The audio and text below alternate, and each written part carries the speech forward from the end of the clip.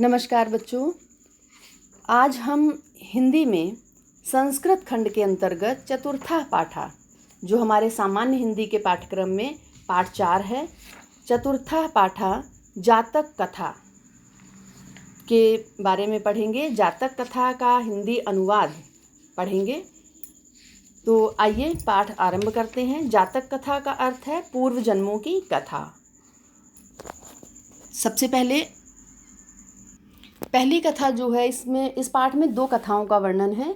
एक उलूक जातकम, उल्लू के जन्म की कथा, और दूसरा नृत्य जातकम, नृत्य के जन्म की कथा। तो आइए सबसे पहले हम उलूक जातकम शीर्षक के अंतर्गत इस कथा का, इस कहानी का अध्ययन करते हैं। अतीते प्रथम कल्पे, अतीते प्रथम कल्पे, अतीते प्रथम कल्पे जना एकम अभिरूपम सौभाग्य प्राप्तम सर्वाकार परिपूर्णम पुरुषम राजा नाम अकुर्वन। आप अपनी पुस्तक सामने रख लीजिएगा, हो सकता है थोड़ा बहुत इसमें टाइपिंग में गलतियां हों। अतीते, अतीत के प्रथम कल्प में, जना मनुष्यों ने, एकम अभिरूपम एक सुंदर, अभिरूपम का अर्थ है सुंदर, सौभाग्य प्राप्तम सौभाग्यशाली, सर्वाकार परिपूर्णम सभी प्रकार से परिपूर्ण, आकार परिपूर्णम अर्थात सभी प्रकार से परिपूर्ण, पुरुषम पुरुष को राजा नाम अकुर्वन राजा बनाया। अतीत के प्रथम कल्प में मनुष्यों ने एक सुंदर, सौभाग्य प्राप्त और सभी प्रकार से परिपूर्ण पुरुष को राजा बनाया। चतुष्पदा अपि सनिपत्य एकम सिंहम राजा नाम अकुर्वन। अकुर्वन चतुष्पदा चौपायों ने, 4 पैरों वाले अर्थात पशुओं ने, चौपायों ने भी, अपि का अर्थ है भी, सनिपत्य, सनिपत्य का अर्थ है एकत्रित होकर, एकम एक, सिंह का अर्थ है शेर को, राजा नाम अकुर्वन अपना राजा बनाया। चौपायों ने भी एक स्थान पर एकत्र होकर शेर को अपना राजा बनाया। ततः शकुनि गणा, शकुनि का अर्थ है पक्षी, गण का अर्थ है समूह, पक्षी गणों ने, पक्षियों के समूह ने, हिमवत प्रदेशे एकस्मिन पाषाणे सनिपत्य मनुष्य, पक्षियों ने भी हिमालय प्रदेश में एक शिला के समीप, शिला पर सनिपत्य इकट्ठा होकर, एकत्र होकर कहा, क्या कहा, मनुष्येषु राजा प्रज्ञायते, मनुष्यों में राजा है, तथा चतुष्पदेषु च, और चौपायों में भी, अस्माकं पुनरंतरे राजा नास्ति, हमारे मध्य, हमारे बीच, अस्माकं का अर्थ है हमारे, पुनरंतरे मध्य में, बीच में, राजा नास्ति राजा नहीं है, हमारे बीच राजा नहीं है। अराजको वासो नाम न वर्तते, राजा के बिना रहना उचित नहीं है। एको राजस्थाने स्थापयितव्य इति उक्तवन्ता, एक को अर्थात हम में से किसी एक को राजा के स्थान पर स्थापित करना चाहिए, ऐसा कहा। अथ ते, इसलिए, ते का अर्थ है वे सभी, परस्परम अवलोकयन्ता एक दूसरे की ओर आपस में देखने लगे। एकम उलूकम दृष्ट्वा, एक उल्लू को देखकर, अयम नो रोचते, यह मुझे पसंद है, इत्यवोचन ऐसा कहा। एक उल्लू को देखा और उसे देखकर क्या कहा, यह मुझे पसंद है। इसको लिखना कैसे है एक बार देख लीजिए, फिर से इसका अनुवाद एक बार फिर से सुन लीजिए। संदर्भ, प्रस्तुत गद्यांश हमारी पाठ्यपुस्तक, यहाँ संस्कृत दिग्दर्शिका लिख गया है, तो हिंदी के संस्कृत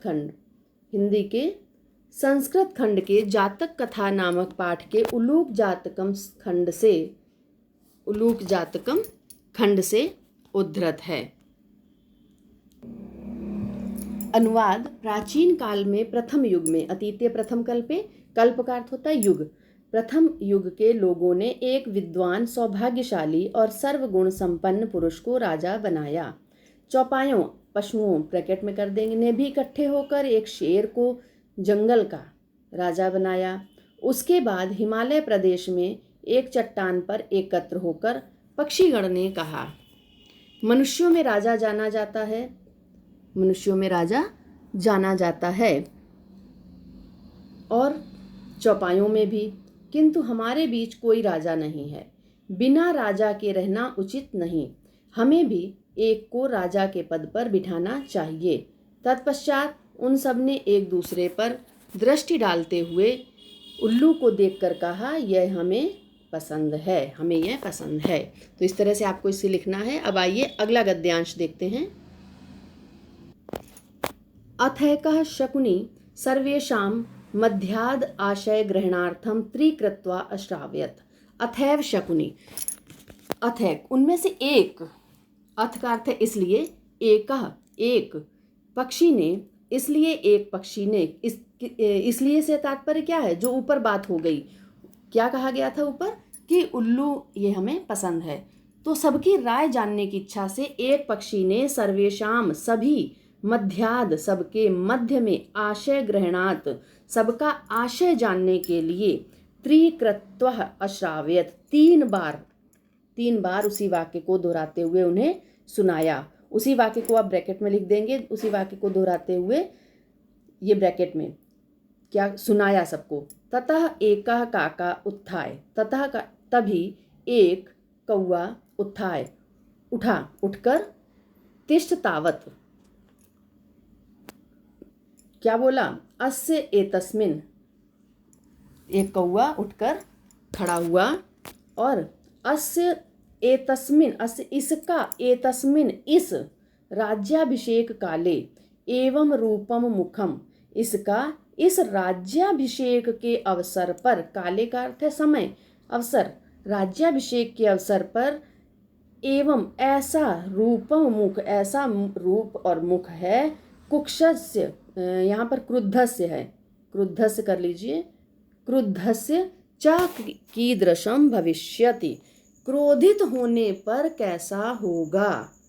क्या कहा उस कौवे ने कि ये उल्लू, जो प्रसन्नता का अवसर है ये राज्याभिषेक का, तब इसका ऐसा मुंह है, और जब क्रोधित होगा तब कैसा होगा। अनेन ही क्रुद्धेन अवलोकिता वयम तप्तकटाहे प्रक्षिप्तास्तिला इव तत्रैव धड़क्ष्यामा। अनेन इसके द्वारा, क्रोधित होकर, क्रुद्धेन अवलोकिता, क्रोधित होकर देखने से ही, वयम हम सब, तप्त, यहाँ पर तप्त ता करिए, तप्त कटाहे, तपती हुई या गरम, गरम कटाहे का अर्थ है कड़ाही में, गरम कड़ाही में प्रक्षिप्ता, पड़े हुए, तिला का अर्थ है तिल के समान, जैसे गरम कढ़ाई हो और उसमें तिल डाल दीजिए, तुरंत वो तिल कैसे होते हैं, जल भुन जाते हैं, चटकने लगते हैं। इव तत्र तत्रैव धड़क्ष्यामा, हम सब इधर उधर क्या होंगे, जल जाएंगे, बिखर जाएंगे। ईदृशो राजा मह्यम न रोचते इत्याह, इत्याह का अर्थ है ऐसा बोला। क्या बोला उसने कि इसके द्वारा क्रोधित होकर देखने पर हम सब गरम कड़ाही में पड़े हुए तिलों के समान इधर उधर बिखर जाएंगे, जल जाएंगे। ऐसा राजा हमें नहीं पसंद है, ऐसा राजा मुझे नहीं पसंद है। इसका अनुवाद देख लीजिए कॉपी में लिखने।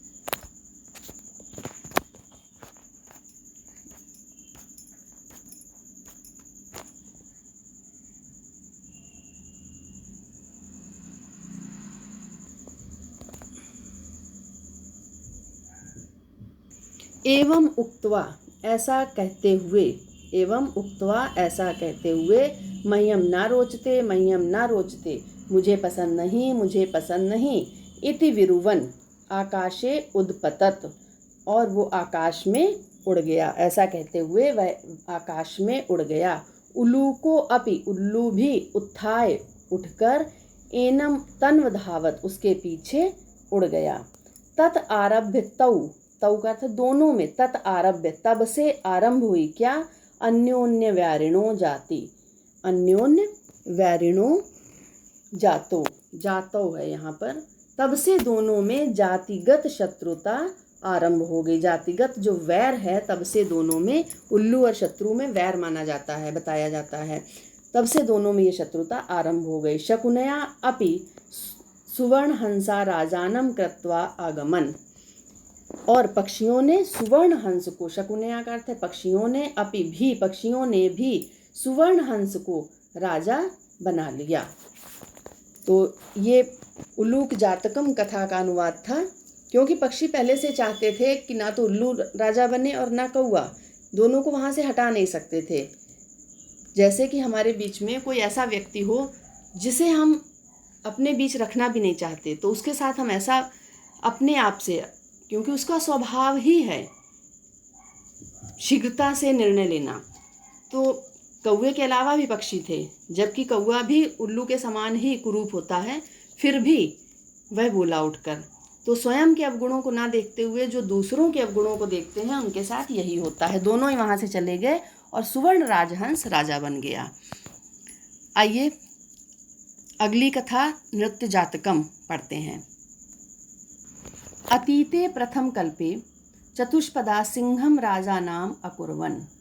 अतीत के प्रथम युग में, प्राचीन काल के प्रथम कल्प में, प्रथम युग में चतुष्पदा चौपायों ने शेर को राजा बनाया, अभी हमने ऊपर पढ़ा। मत्स्या मछलियों ने आनंद मत्स्य, आनंद मछली को, आनंद मछली नाम की कोई मछली थी, तो मछलियों ने उस आनंद मछली को अपना राजा चुना। शकुनया पक्षियों ने सुवर्ण हंसम, सुवर्ण हंस को राजा बनाया। तस्य पुनः सुवर्ण राजहंस दुहिता, दुहिता का अर्थ है पुत्री, तस्य उसी, जिस सुवर्ण राजहंस को राजा बनाया गया था, उसी सुवर्ण राजहंस की पुत्री हंस पोतिका, क्या नाम था उसका, हंस पोतिका, अतीव रूपवती, अत्यंत रूपवती अर्थात अत्यंत सुंदर आसीत थी। सा तस्ये वरम दात यत सा आत्मनिश्चित रुचितम स्वामिनम वरुण्यात इति। उसने उसे, किसने, हंसपोत ने पुत्री को अपनी, उसने उसे वर दिया। यत सा जैसा वो, आत्मनिश्चितम अपनी इच्छानुसार, स्वयं निश्चित करके, रुचितम का अर्थ है जो उसे पसंद हो, ऐसे स्वामी का वरण करे। हंसराज तस्यै वरम दत्वा, हंसराज तस्यै वरम दत्वा हिमवती, यहाँ पर हिमवती शकुनि संघे सन्निपतत। हंसराज उसे वर देकर हिमालय क्षेत्र में पक्षियों के समूह में बैठ गया। नाना प्रकार के हंस मयूर आदया शकुनिगणा समागत्य एकस्मिन् महति पाषाण तले सन्निपतन्। अनेक प्रकार के हंस मोर आदि पक्षी वहाँ एक बड़ी महति का अर्थ है बड़ी सी, पाषाण तले एक शिला के नीचे एकत्र हुए, सन्निपतन एकत्र हुए। हंस राजा आत्मनः चित्तरुचितम स्वामिकम आगत वरुणयात। हंसराज ने वरुणयात इति द्वितरम आदिदेशा, द्वितरम आदेश दिया।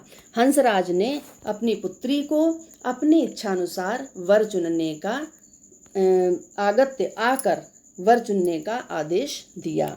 वहाँ बहुत सारे पक्षी बुलाए गए, सभी प्रकार के हंस मोर आदि, और उसके बाद अपनी पुत्री को उन्होंने आदेश दिया कि जो तुम्हें पसंद हो अपना वर चुनो। अब ये कथा दूसरी है, तो इसका संदर्भ हम दोबारा से लिखेंगे। संदर्भ प्रस्तुत गद्यांश हमारी पाठ्यपुस्तक संस्कृत, पाठ्यपुस्तक क्या है, हिंदी के संस्कृत खंड के जातक कथा नामक पाठ के नृत्य जातकम खंड से उद्धृत है। अनुवाद, प्राचीन काल के प्रथम युग में पशुओं ने शेर को राजा बनाया, मछलियों ने आनंद मछली को, पक्षियों ने सुवर्ण हंस को। इस सुवर्ण हंस की पुत्री हंस पोतिका अति रूपवती थी। उसने उसे वर दिया अर्थात अधिकार दिया कि वह अपने मन के अनुरूप पति का वरण करे। उसे वर देकर हंसराज पक्षियों के समूह में हिमालय पर उतरा। विविध प्रकार के हंस मोर आदि पक्षी आकर एक विशाल चट्टान के तल पर एकत्र हो गए। हंसराज ने अपनी पुत्री को आदेश दिया कि वह आए और अपने मनपसंद पति का वरण करे। आगे देखते हैं। स शकुन संघे अवलोकयन्ति। शकुनि संघे, पक्षियों के समूह को। सा किसके लिए है? उसकी पुत्री के लिए, स्त्रीलिंग। वह पक्षियों के समूह को अवलोकयन्ति, देखती है। मणिवर्ण ग्रीवम चित्र प्रेक्षणम मयूरम दृष्ट्वा, उसने पक्षियों के समूह पर अपनी दृष्टि डाली और मणिवर्ण ग्रीवम, मणिवर्ण नीलमणि के समान, ग्रीवम गर्दन वाले, चित्र प्रेक्षणम मरु, चित्र प्रेक्षणम चित्त को हरने वाले, चित्त को क्या है? चित्त प्रेक्षणम मन को हर लेने वाले मयूर को दृष्टवा देखकर, अयम में स्वामी को भवतु इत्यभाषत, यह मेरा स्वामी होगा, ऐसा कहा।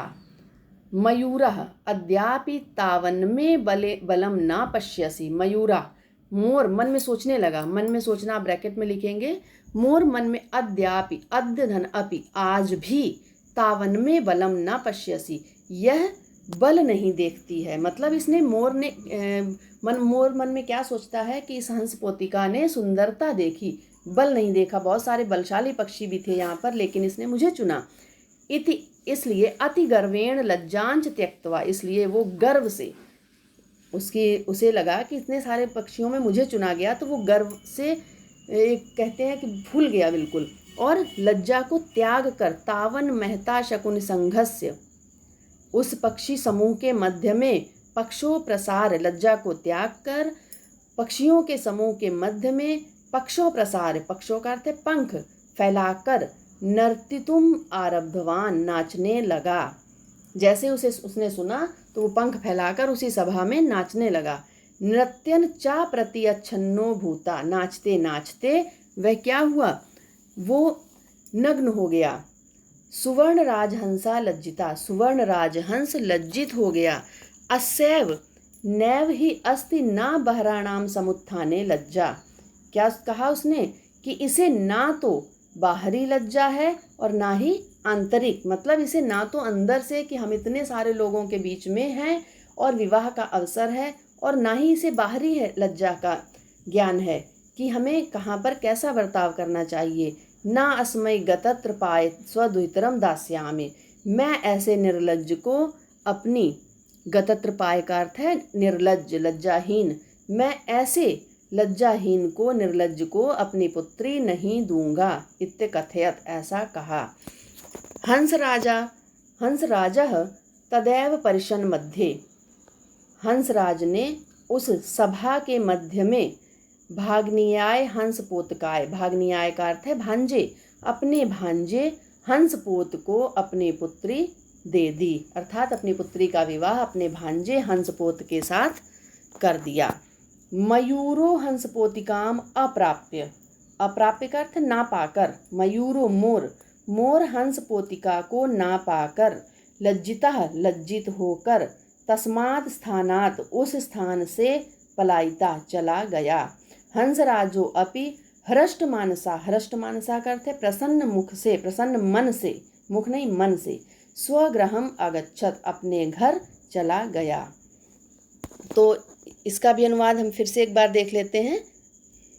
तो क्या हुआ कि हंसराज ने उस सभा के मध्य में कह दिया कि हम अपनी पुत्री ऐसे निर्लज्ज को नहीं देंगे, और अपने भांजे हंसपोत को अपनी पुत्री हंसपोतिका का विवाह करा दिया। मोर वहाँ से लज्जित होकर, जब उसे हंसपोतिका नहीं मिली, हंसपोतिका ना पाकर मोर वहाँ से लज्जित होकर उस स्थान से चला गया, और हंसराज भी प्रसन्न, स्वस्थ मन से, प्रसन्न मन से अपने घर चला गया। तो ये कहानी हमें क्या सिखाती है? यहाँ से हमें सीख मिलती है कि हमें सोच समझकर बर्ताव करना चाहिए। हमारा आचरण और हमारा व्यवहार दोनों ही नैतिक रूप से और सामाजिक रूप से ऐसे होने चाहिए कि हमें किसी के सामने लज्जित ना होना पड़े। इस पाठ को आपको अनुवाद पूरा इसका लिखना है और अच्छी तरह से समझना है। धन्यवाद।